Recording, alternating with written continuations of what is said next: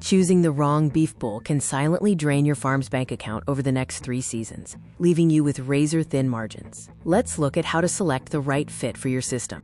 Angus, Hereford, and Simmental are cornerstones of European beef. However, their profitability varies dramatically based on your specific system, forage quality, and abattoir contracts. Many producers buy based on visual appeal at the mart, only to see feed costs spiral during winter housing and abattoir penalties erode their final returns. What if you could pinpoint exactly which breed delivers the lowest cost per kilogram of gain and the highest profit under your specific grazing conditions? By the end of this video, you will understand the feed conversion, health costs, and market returns for these 3 breeds, and find the crossbreed that outperforms them all.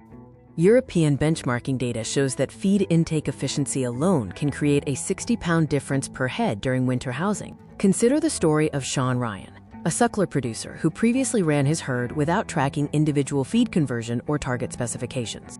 Sean spent heavily on concentrate feed, yet his cattle consistently missed the optimum abattoir grid, costing him over 200 pounds per carcass. This is a common issue. Feed inflation and strict processor grids mean that poor genetic choices can erase your margins in a matter of months. Once Sean adjusted his sire selection based on hard efficiency benchmarks, he turned his profit around. You can achieve the same results this season. Let's look at feed conversion and growth. Simmental leads in raw daily live weight gain, averaging up to 1.6 kilograms on forage diets. However, that rapid growth requires more maintenance. Simmentals can consume up to 15% more dry matter per day than native British breeds.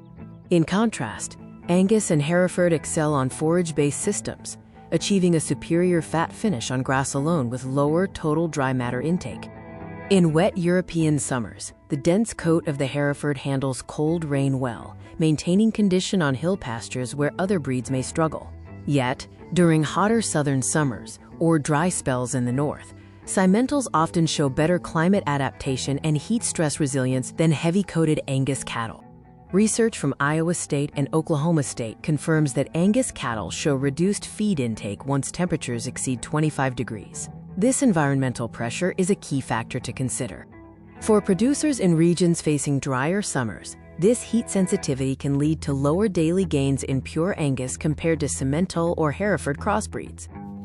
Remember, higher daily gain is only an advantage if your winter feed costs remain low. Some breeds require significantly more silage per kilo of live weight gain. Beyond feed and climate, we must look at the silent killers of profitability, fertility, calving ease, and the resulting veterinary overheads across your herd. Hereford sires are well regarded for calving ease. This reduces calf mortality and helps eliminate expensive veterinary intervention during busy spring calving seasons. Angus cows also provide excellent calving performance, often achieving high post-calving conception rates and supporting a tight 9-week calving block. On the other hand, using continental Simmental sires on smaller native heifers requires more caution, as it can increase the rate of assisted calving. Each veterinary intervention carries a significant cost, often over 100 pounds in fees, plus the indirect costs of lost yield and breeding delays. Generally, Hereford and Angus herds report lower veterinary costs, including fewer requirements for foot trimming or respiratory treatments during housing. Industry benchmarks suggest a saving of 35 pounds per head in veterinary costs for native breeds over a typical 18-month finishing period. These savings can effectively offset the slightly higher carcass values often associated with continental breeds at the point of slaughter. While purebred performance is important, crossbreeding allows you to unlock significant additional value through hybrid-vigour, potentially adding over 100 pounds per head. Finally, consider your market access. Premium retail supermarket contracts across Europe heavily favor certified Angus and Hereford beef schemes.